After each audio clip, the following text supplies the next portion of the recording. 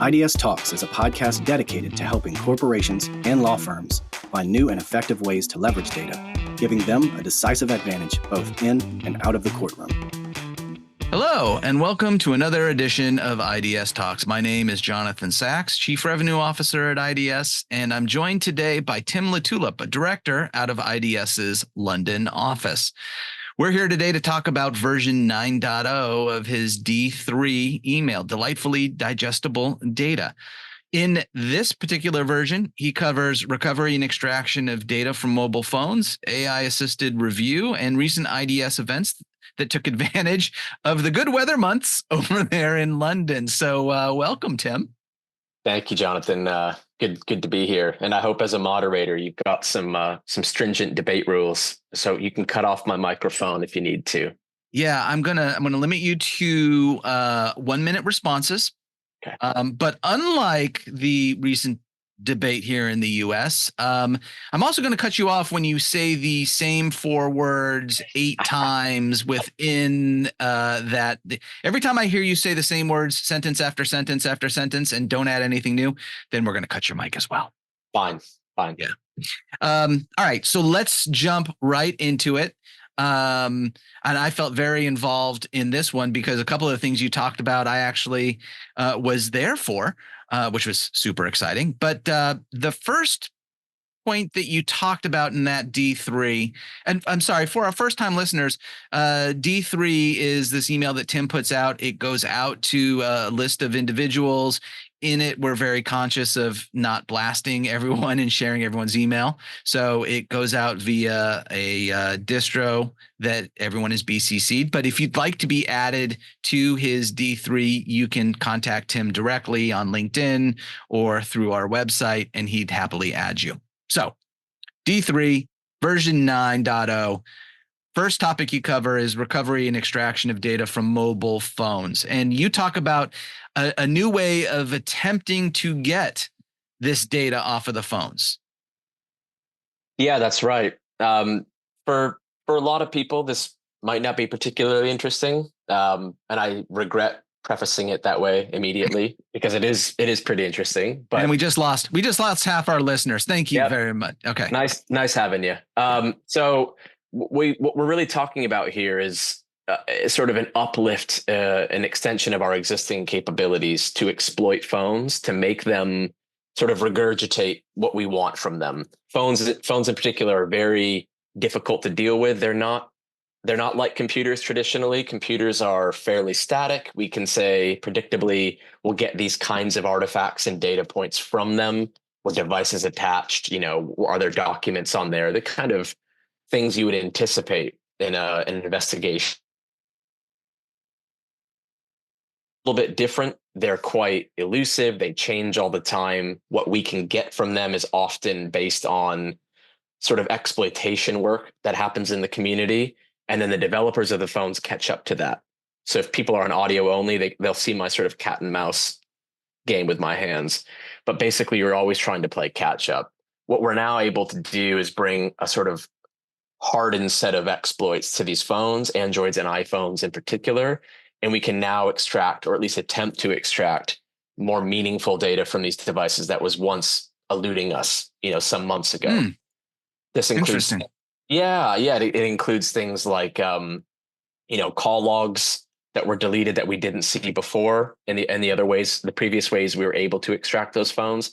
So is it a mountain of new evidence? Not in our testing, but it's showing us things that we might have not been able to see even a few months ago. So with some of our clients, we're actually going back and reinterpreting this data and sort of unearthing new things that are quite valuable to them. Wow.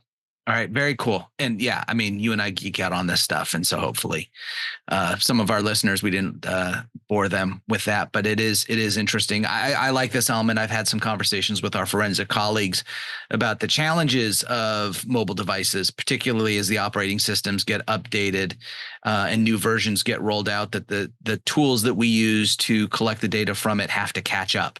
Mm-hmm. And so this is a chance for us now. We're using the tech in a way and leveraging it to be able to get information that previously wasn't there fits in nicely with those prior podcasts that we've had. Let's move on to the second thing that you talk about in the D3. And this one I liked because I was in London a couple of weeks ago, and I had the pleasure of attending the recent roundtable that took place in London with some folks where we talked about AI. And I am sure that our listeners, not all of our listeners, were able to attend that roundtable. So I wanted you to actually share a bit about the use of AI, particularly by iDS's clients, and to stay safe within GDPR and all other rules, as well as the confidentiality provisions in our letters of engagement. You can protect the names of the innocent, and would love for you to share kind of what you're seeing in terms of the use of AI by clients. Yeah, excellent. Yeah, it's an exciting time to sort of properly discuss that topic. It's floated around in the lexicon for 10, 15 years, perhaps a bit ahead of its time, almost undeservingly. We've gotten to the point where AI can be spoken about and leveraged a little more seriously. It's still a lot of statistics on steroids. A lot of it's machine learning that we're leveraging. Our clients are actually using it in some pretty interesting ways. So they're using elements of AI that we're offering to them, or they're doing it on their own. In the case of end clients and corporations, some law firms are a bit more innovative in this space, but we're doing things like object recognition in video and photographs. This is not something you'd traditionally think of in a e-discovery exercise. Quite useful for us. Are certain types of things present in tens of thousands or hundreds of thousands of photographs? There's no way to really manually review that quite efficiently without some trainee or NQ being stuck in their office for 800 hours. Commercially, that might be attractive for a law firm, but I don't think clients like it very much. Right. So there are real improvements in that area that we're toying with and that we're testing right now. We're quite excited to continue to look into that. We'll probably be rolling out some of that as a freemium, and inverted commas and quotations. Maybe people in construction practices here in London, particularly those that deal with large amounts of engineering and site photos and things like that. So we've got some pretty cool stuff coming in that respect. But we're also leveraging what I mentioned a minute ago, a lot more of this machine learning based AI, which, as I mentioned, is just kind of the scoring and ranking of documents relative to one another. And that I'll be as basic as that for now. But things like technology assisted review in the form of predictive coding and continuous active learning as a kind of a prioritized review feeder belt. So a lot of our clients, I'd say 5 new clients in the last 5 months, each with their own new matter, each of a different size and jurisdiction, are all using either TAR or CAL in their products. If you look at that same period a year ago, it would have been 1.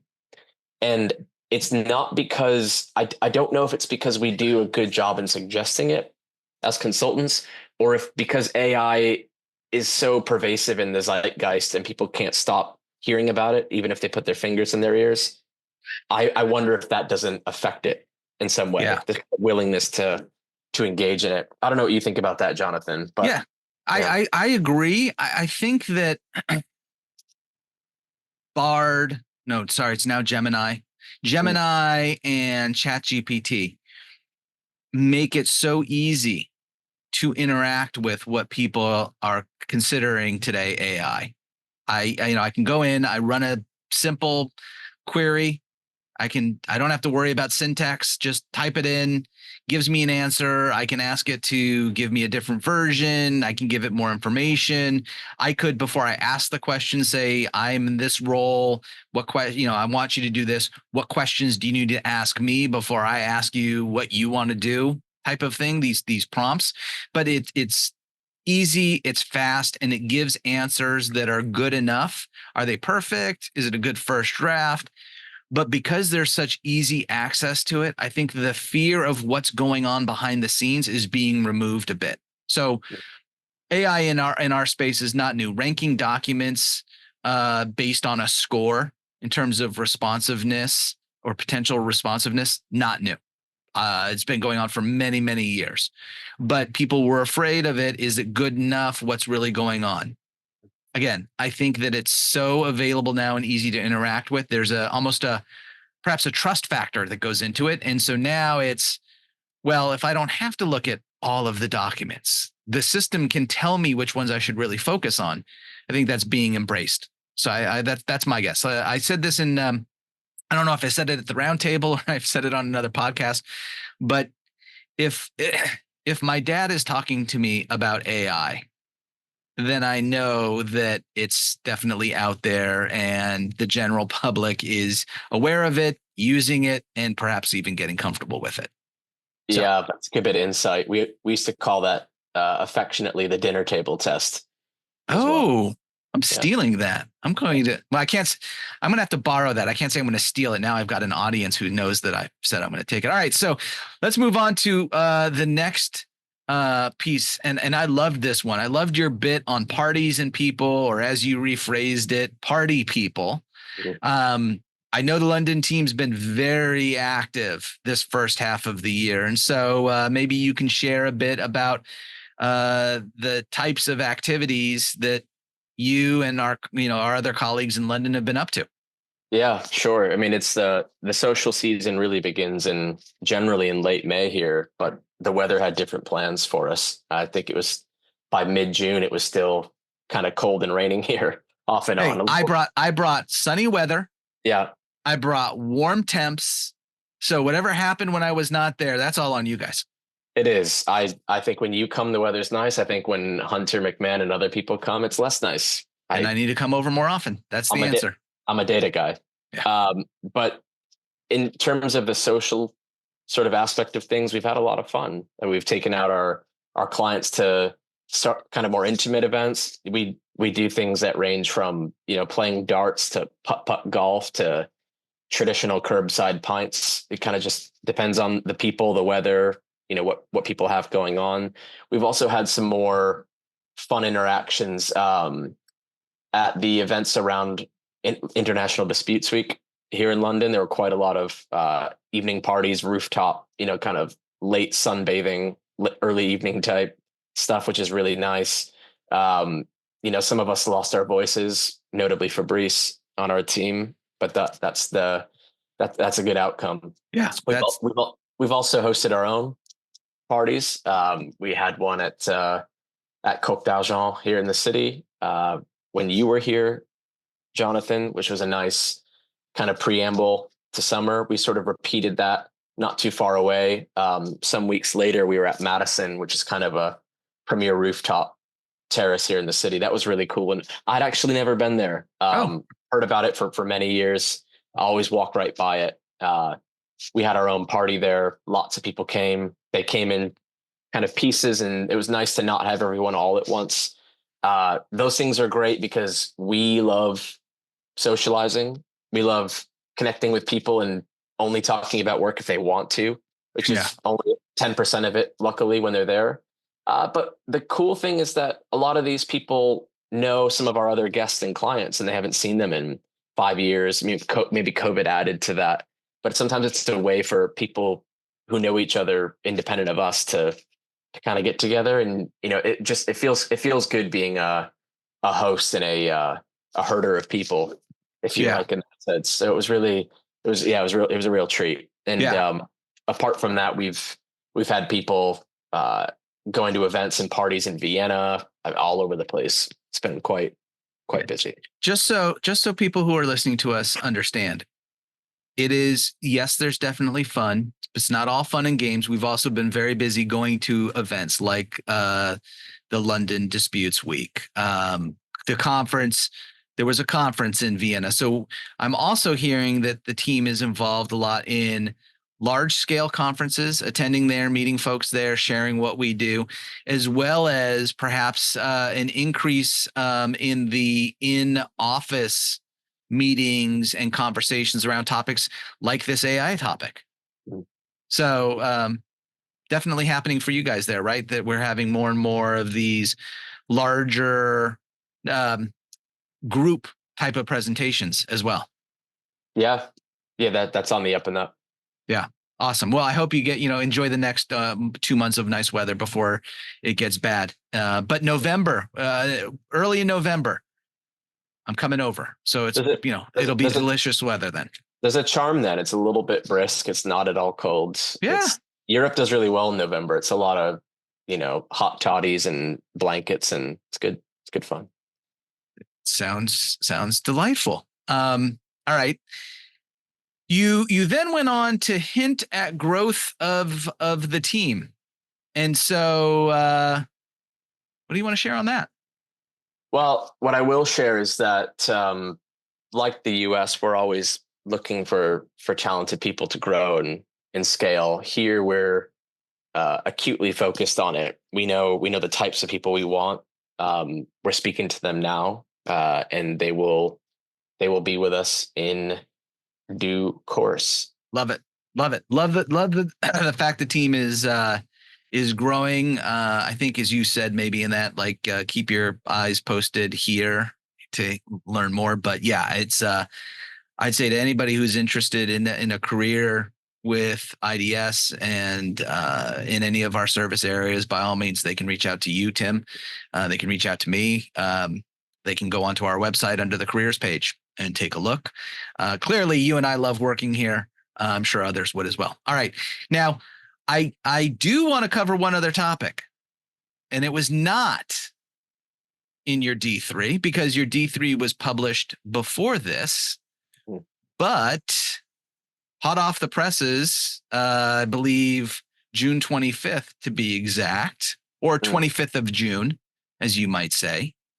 iDS's London office got some awesome news with respect to Chambers and Partners. So go for it, mate, because this one earned you and our colleagues many extra pints when I come there in November. Oh, well, yeah. Thank you very much. It's our team worked really hard since its inception, which was effectively at the absolute outset of the global lockdowns. But we've achieved our UK Chambers and Partners recognition for eDiscovery as a firm after 4 years. Not easy to do. It's a testament to our capability here, our team, and equally so our clients who trust us with their clients, their data, our advice. It's that really is a team effort right there, through and through. So we are no longer living in the shadow of iDS America in terms of Chambers ranking. I'm happy to say. That is very true, and I think it's very impressive when you look at some of the other organizations that are there, how our team stacks up, and it is 100% a testament to you, to our other colleagues in that London office, and as you said, to the clients that trust us with their matters. So with that, I think we've covered version 9.0. I can't wait for version 10.0. And I'm sure we'll do another podcast then. So, Tim, thanks for joining me today on this podcast.